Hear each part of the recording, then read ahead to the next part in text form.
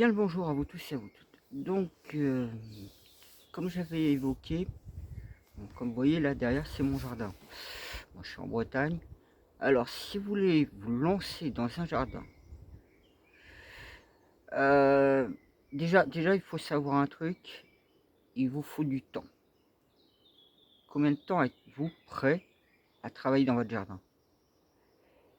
Euh, donc, question prix. Je vais parler en mètres carrés pour commencer. Genre, en Bretagne, vous allez avoir le mètre carré en terre agricole, je dis bien, parce qu'il existe deux types de terres. Même trois, si je vais vous en parler de la troisième, qui est encore un autre système. Donc vous avez les terres agricoles non boisées et les terres agricoles boisées. Alors ce qui coûte le moins cher, c'est les terres agricoles boisées. N'achetez surtout pas un terrain agricole boisé. Pourquoi? Parce que, un, vous allez devoir couper les arbres. Deux, vous allez devoir déraciner. Et question de lancement, ici, moi, je suis même pire qu'on l'imagine, puisque je suis en terre agricole, mais de terre de lande. Donc une terre acide en plus. Moi, j'ai des avantages dans ce terrain, qui est énorme, malgré que j'ai pas d'eau comme ça en apparence. Il y a une petite rivière juste en contrebas. Donc je suis largement au-dessus de la rivière. Donc ça veut dire qu'ici, le terrain, l'hiver, bah, je peux avoir un jardin d'hiver. C'est ça aussi qu'il faut tenir en compte. Quel type de jardin vous voulez? Si vous voulez avoir un jardin juste les 4 saisons ou juste un jardin printemps-été en gros. Donc il va falloir aussi comprendre que les terrains boisés, c'est à oublier. Après, vous avez les terres agricoles.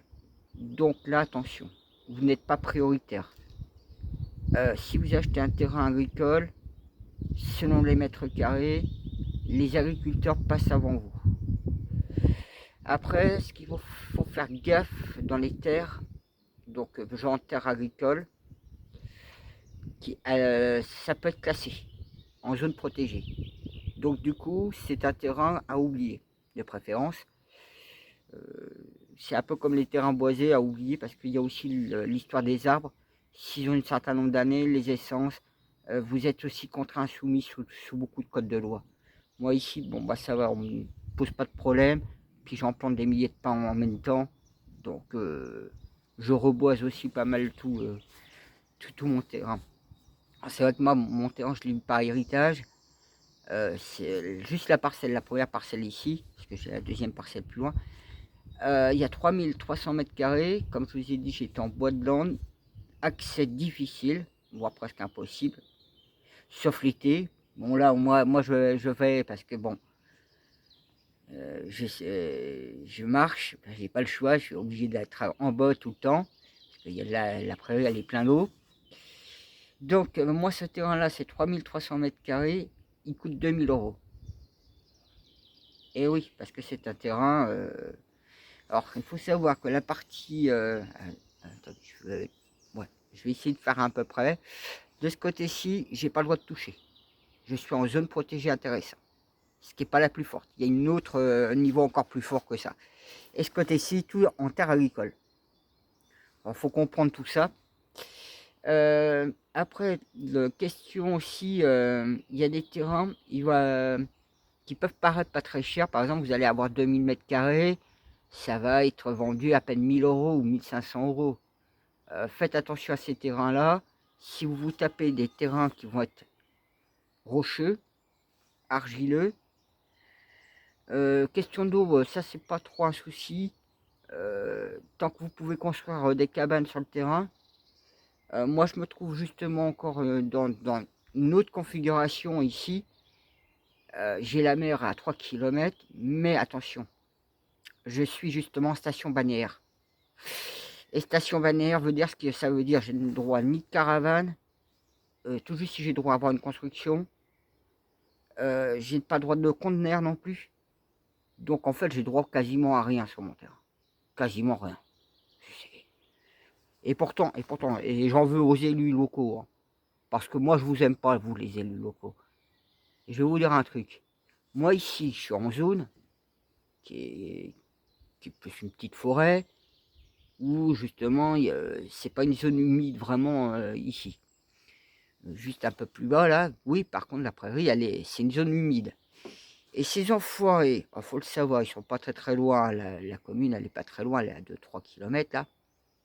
Ils ont détruit des zones humides, mais c'est plusieurs centaines d'hectares, pour de la construction. Alors moi, les constructions sur zone humide, les gens qui y habitent, c'est une taxe plus de 50% qu'il faut leur mettre, hein, parce que je trouve ça un peu dégueulasse. Pareil, vous voyez ici dans mon terrain, j'avais fait un trou pour mettre de l'eau, pour avoir de l'eau.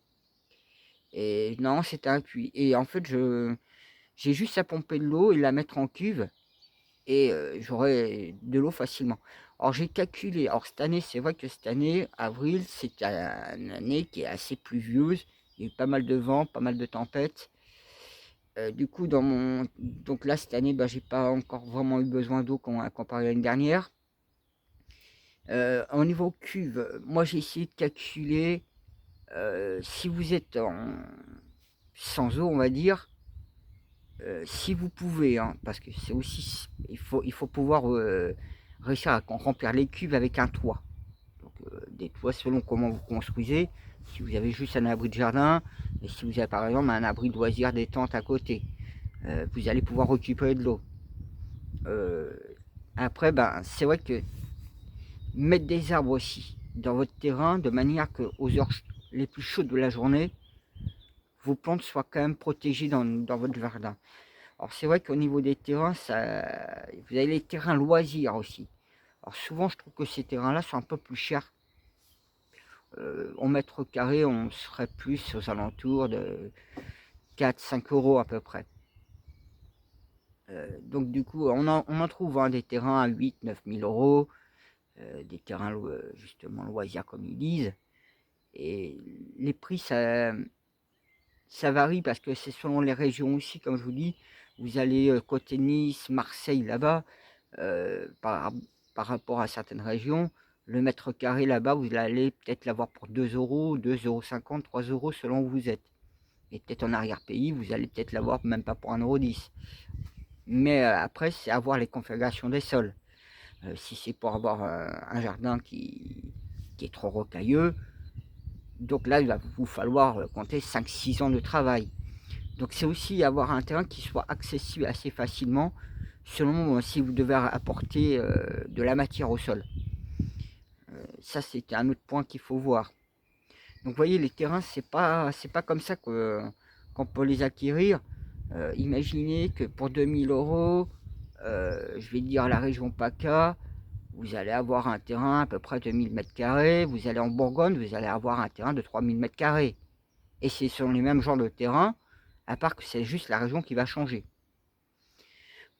C'est pareil, ce qu'il faut en saisir dans les terrains. euh, comment, ah oui, c'est ça que attends, c'était quoi que je voulais vous dire? Ah, je sais plus.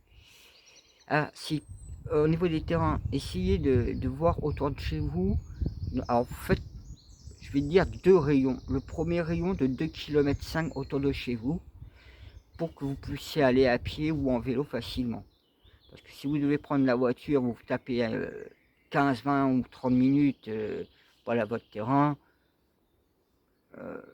S'il n'y a plus d'essence, s'il y a quoi que ce soit, vous allez moins y aller à votre terrain. Et, sachant que l'hiver, comme la nuit tombe plus tôt, si vous travaillez en plus, vous n'allez pas du tout y aller à votre terrain quasiment par le week-end. Donc c'est à prendre en compte que plus votre terrain soit proche de chez vous, alors je dis dans un rayon de 2,5 km, ça vous faciliterait tout de suite d'y aller au terrain. Avoir 5 km, si vous ne trouvez pas. Après, il y a des investissements parce que si vous n'avez pas d'eau, il va vous falloir peut-être trouver une cuve avec une remorque pour avoir de l'eau. Donc, le terrain, c'est juste un premier morceau d'achat. Vous avez des terrains, euh, vous allez les trouver, on va dire, aux alentours de 10 000 euros. Mais ces terrains à 10 000 euros, c'est pas des terrains qui font 2, 3, 4 000 mètres carrés. Hein. ça peut être des terrains qui font plusieurs hectares, hein. Ça dépend aussi des régions. Donc voilà, moi c'était pour vous ouvrir un peu les yeux et de vous faire comprendre qu'avant de vous projeter d'acheter un terrain, voyez déjà par vous-même le temps que vous avez devant vous. Et si vous êtes vraiment prêt à investir dans un terrain pour avoir votre jardin, et j'en connais certaines ou certains, enfin, je ne dis pas les noms ou les personnes, ils ont acheté des terrains à 8 000 € et ils les ont abandonnés parce qu'ils n'arrivent pas à travailler le terrain. C'est des beaux terrains qui font plusieurs, certains font 7 000, 8 000, 10 000 mètres carrés et ils ont voulu se lancer comme ça et ça n'a pas du tout fonctionné. Pour ça, vérifiez bien votre projet, quel type de terrain vous faut. Il y a des terrains aussi, alors ceux-là sont particuliers, c'est genre l'hiver c'est plein d'eau, vous ne pouvez pas y travailler, et l'été c'est sec, sec, sec, il n'y a pas, il y a rien à faire, c'est hyper sec le sol. Donc il faut prendre bien en compte dans la région où vous êtes, le temps que vous voulez mettre, sachant que ne sautez pas forcément sur les premiers prix des terrains. Si vous avez la chance peut-être dans un petit village, donc je vous dirais d'éviter d'être trop proche des cours d'eau aussi, parce que si vous êtes trop proche de certains cours d'eau, vous allez subir les inondations, c'est moins top aussi pour votre jardin, et vous risquez de perdre tout votre matériel en plus. Donc essayez de trouver plutôt un juste milieu dans votre projet en fait. C'est vrai que c'est pas simple, c'est pas évident. Donc moi justement, j'ai un peu état de conscience. Moi j'ai eu ce terrain-là par héritage. J'ai de la chance de pouvoir y travailler parce que c'est en terre agricole. C'est pour ça que faites bien vos recherches, votre questionnement, voir si vous pouvez avoir un abri léger sur votre terrain. Donc c'est un abri de loisir où vous pourrez être. Mais tout ça c'est à voir par rapport à votre région, hein, comme je vous dis, mais le temps que vous avez aussi. Sachant que les premières années, si vous lancez un terrain, comptez pour au niveau récolte au moins dans 2 ans. Il vous faut minimum 2 ans pour commencer à avoir des récoltes.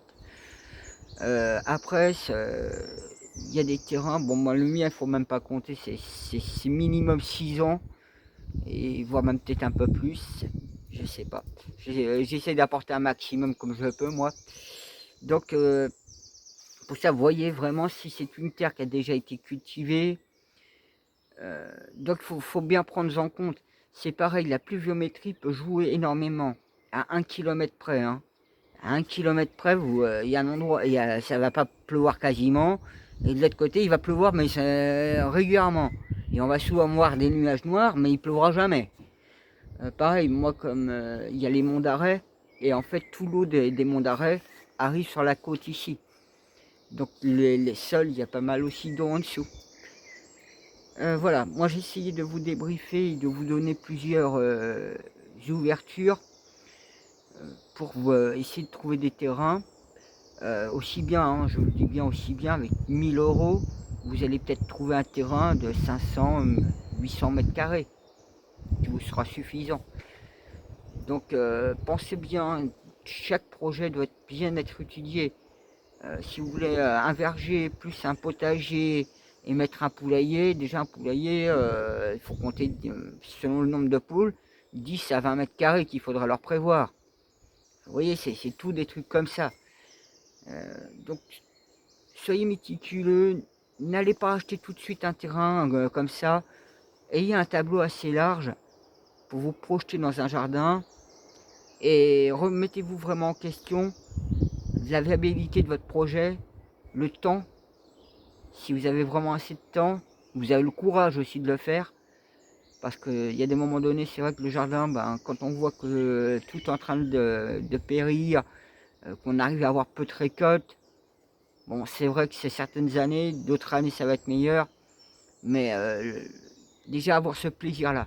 Si vous avez le plaisir de vouloir faire un jardin, de cultiver, avoir des fruits, des légumes, avoir des fleurs, parce qu'il faut penser à mettre des fleurs, il faut penser à mettre plein de choses pour que votre jardin soit vivant, qu'il y ait de la couleur, qu'il soit un petit peu un paradis, on va dire.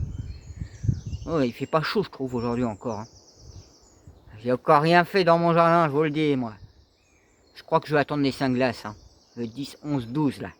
Mais, c'est les 5 glaces. Hein. Voilà, moi sur ce, je vous dis, ben, lancez-vous, hein, si vous vous sentez prêt. Et puis, ben, au plaisir que